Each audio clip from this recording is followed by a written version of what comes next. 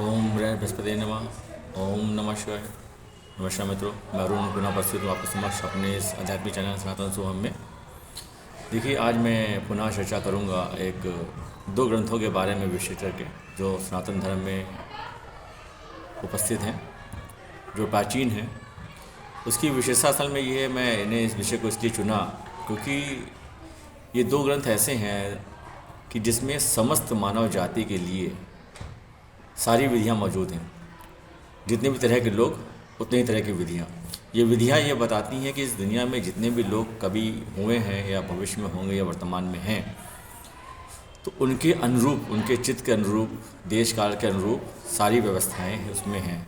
जो व्यक्ति चाहे जिसको जो अनुकूल लगे वो कर ले। विधियाँ इतनी हैं कि सबके लिए पर्याप्त हैं। उसके अंदर ही सारे व्यक्तियों का चित्त, मन, बुद्धि, इच्छाएँ समाहित हैं। ऐसा कुछ भी है ही नहीं कि कोई व्यक्ति ऐसा जो कहे मेरे अनुकूल मुझे विधि प्राप्त नहीं हो रही। तो देखिए, सनातन धर्म की विशेषता क्या है कि 4 वेद, 18 पुराण, 108 उपनिषद और 64 तंत्र हैं। देखिए, इसमें चंद तंत्र भी जो है 8 थे, 8 में 8 भाग भी 64 बन गए। तो मेन जो मुख्य मुद्दा है मेरा कहने का, जो मैं कहना चाहता हूँ, जो महाकाव्य के रूप में भी है रामायण, महाभारत, और इसके अतिरिक्त क्या है, विज्ञान भैरव तंत्र। देखिए, ये पुस्तक ऐसी है जो विश्व विख्यात है, प्राचीन। वही कुछ कालांतर में हमारे जो प्रमुख मुख्य साधक हुए हैं इसके, आचार्य रजनीश ओशो, उनके माध्यम से ये तंत्र जो है विज्ञान भैरव तंत्र पूरे विश्व में विख्यात हुआ। और दूसरा है भागवत गीता, भागवत जो श्री कृष्ण ने अर्जुन को उपदेश के रूप में कही, उसके संदेहों को दूर किया। तो इन दोनों में जब आप पढ़ेंगे, ये दो अब तक के मेरे अनुभव में आया है कि सबके लिए है। तो जितने मनुष्य उतनी ही विधियाँ में दे रखी हैं, कोई बाहर नहीं है। जैसे खिचड़ी बनती है ना, सब मिला होता है उसके अंदर, चाट बनती मिला होता है। थोड़ा सा लौकी बात कहूँगा मिला करके, जब सारे मसाले पड़े होते हैं तो जो भोज्य पदार्थ है वो चटपटा बनता है, स्वादिष्ट बनता है। तो ये इस तरह से कुछ है कि जितने लोग हैं। अब देखिए, मैं यहाँ पे एक बात ये कहना चाहता हूँ कि जितने तरह के लोग हैं, लोग कितने प्रकार के हैं, मुख्य रूप से माने 12 तरह के लोग। मनुष्य तो मनुष्य है, लेकिन मनुष्य में भिन्नता है। भिन्नताएं भी ऐसी हैं जिसको आप नज़रअंदाज नहीं कर पाएंगे, इग्नोर नहीं कर पाएंगे, इसको अनदेखा नहीं कर सकते हैं। समानताएं भी ऐसी हैं जिसको आप नज़रअंदाज नहीं कर सकते हैं, इग्नोर नहीं कर पाएंगे, और इसको सोचे कि अरे छोड़ दो, जैसा नहीं है, इसको स्वीकारना ही पड़ेगा, दोनों ही चीज़ों को। ये शुरू कहाँ से हुआ? देखिए, हमारे पास कम से कम हम सनातन धर्म में ये जानते हैं, आपसे प्रश्न किया जाए कि आप किस गोत्र के हैं, ये गोत्र शब्द जो है उसी को इंगित करता है, समझाता है कि आपका प्रकार क्या है। ठीक है, एक प्रकार से नस्ल भेद कह लें। ठीक, जैसे शेर है, उदाहरण लूँगा। शेर क्या है, तो शेर में भी वैरायटी देखिए, बब्बर से जिसके बाल होते हैं इसको बब्बर बोला जाता है, ठीक है ना। और चीता है, तेंदुआ है, काला चीता है, ठीक है ना। तो इस तरीके से जो वैरायटी में फ़र्क आ गया, ठीक है, तो नस्ल आ गई, समझ लीजिए। तो मनुष्य होने के बाद गुणों में जो भेद आ गया वो ऐसे आया कि 12 गोत्र जो है।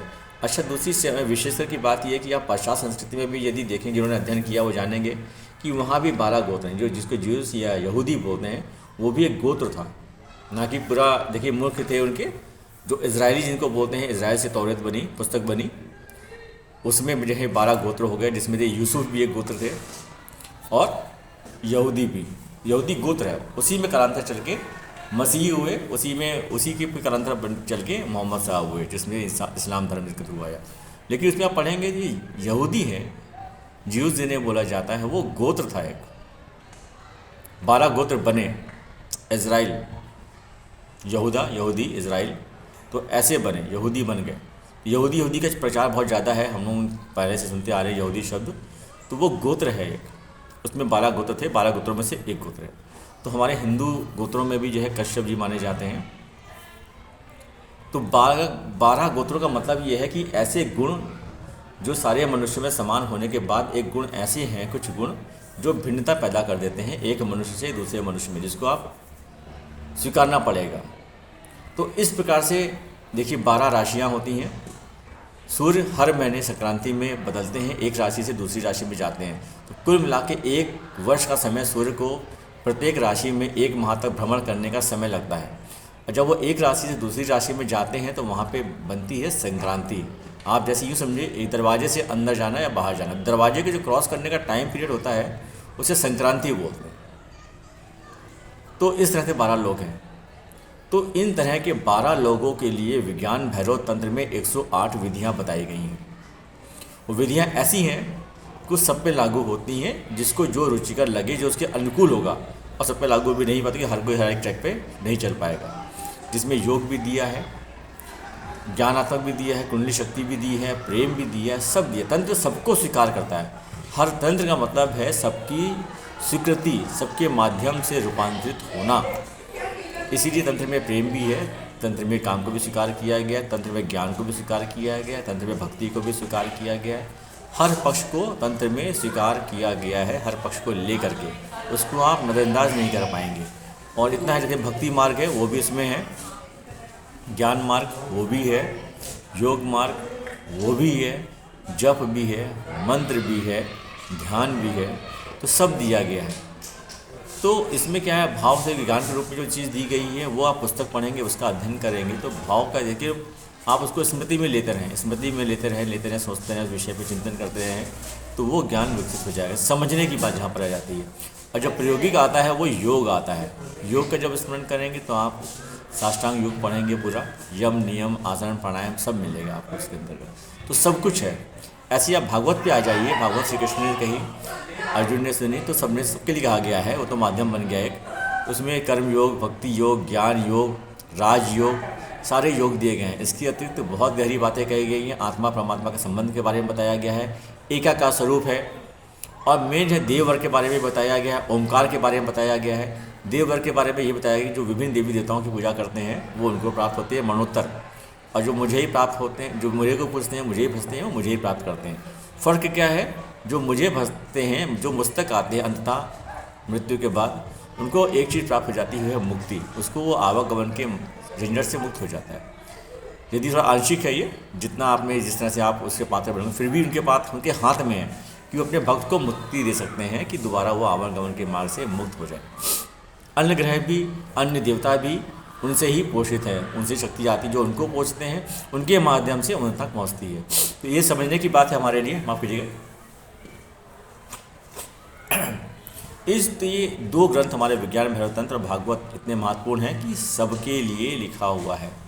सब पढ़ें, आपको जो अनुकूल लगे, चाहे भक्ति योग, चाहे ज्ञान योग, चाहे कर्म योग या राजयोग, तो जो आपको अपने लिए अनुकूल लगे उसके अनुकूल उसके नियमों का पालन करें, उस पर चलें। चलने पर ही आपको ध्यान रखिए करना पड़ेगा, चाहे प्रायोगिक होकर करें, चाहे भाव से करें, चाहे मंत्र लेके करें। इन 2 में सबके लिए है। इतनी सी मात्र मैं बात को कहना चाहता हूँ।